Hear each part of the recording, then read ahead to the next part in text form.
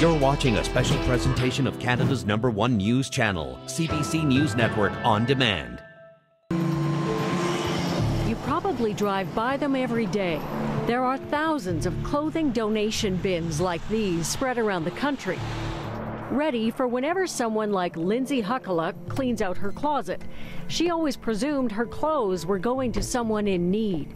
She was pretty surprised to learn they are more likely making someone rich. It's awful. I feel tricked. I feel duped. I feel like my charitable donation is being taken advantage of. In fact, there's so much money to be made in the business of collecting donated clothes. This man, who asked us to conceal his identity, says it's created a cutthroat turf war. It's a dangerous business. Every day it's getting worse and worse. If you go to someone else's territory, something might happen to you. You can get threats from people. There have been allegations of drivers being beaten for their haul and bins being set on fire. This recent security video appears to show one competitor stealing another's bins.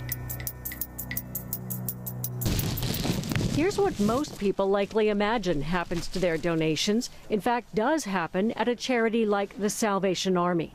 Clothes donated here are sorted, then sold in the thrift store. The money is used to do the Salvation Army's good deeds.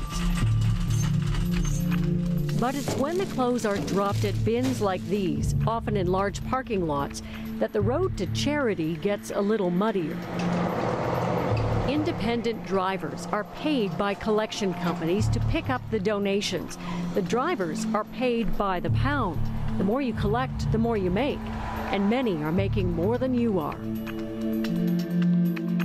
If you have, for example, 50 bins, you're going to earn maybe $4 grand a week. The drivers make maybe $200,000 a year. Some clothes are sold to secondhand stores, others to bulk buyers who often resell it to third world countries.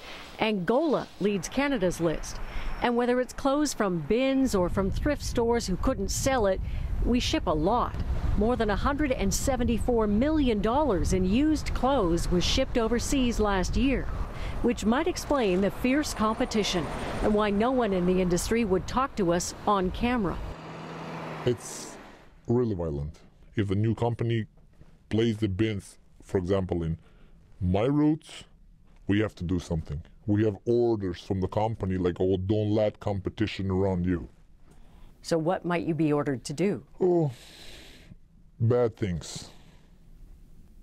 Such as? Such as steal the boxes, take them away, or burn them. Lots of bad things happen. It's really awful. Your own personal property is going as a charitable gesture to help others. Meanwhile, it's sort of in the middle of this bin war. So does anything go to charity? Often, yes, sometimes thousands of dollars a year, but usually a charity gets a flat fee. It's possible many of them, usually smaller charities, have no idea how much they're losing out on. And we found legitimate charities like this one run by Ontario Provincial Police, who said they were no longer affiliated with the collection company, but whose name was still being used to lure donors. Some signs suggest the charity's getting all the money, but when we called the charity, they couldn't verify that. Other bins don't actually name a charity, just imply a connection. An organization that reviews Canadian charities says many may need to pay closer attention to how their name is being used. They too might be scrutinized on this aspect of raising donations in terms of, you know, putting their brand out there and what they're getting in return relative to what it's really, you know, costing society. So fierce has the competition become. One competitor recently accused another of pointing a gun at him. Though the man was acquitted, the ensuing trial forced one of the largest companies in the business to open its books. The judge expressed surprise at the very small portion of the revenue generated from the business being given to certain charities, despite the fact that the business produced extraordinary revenue and income for those involved, such as the supervisor who testified he was earning $12,000 a week. When you hear stories of people who are profiteering over or through someone else's generosity, it really just leaves you with a disappointing feeling. Greed sometimes is an overpowering motivation. In fact, Pastor Dave Kennedy's bins have been raided by ruthless drivers, taking what they want and dumping what they don't, leaving the Sally Ann with a hefty trash bill. Filling up this whole space here? Yes, it just sort of starts here and migrates out. It costs a significant amount of money each year, anywhere from $12,000 to $14,000 a year we will spend in dumping fees. I started reading some blogs to try to find... Lindsay Huckaluck tried to find out who was behind this bin. Did you call that phone number? I did, and the phone number actually didn't even go anywhere.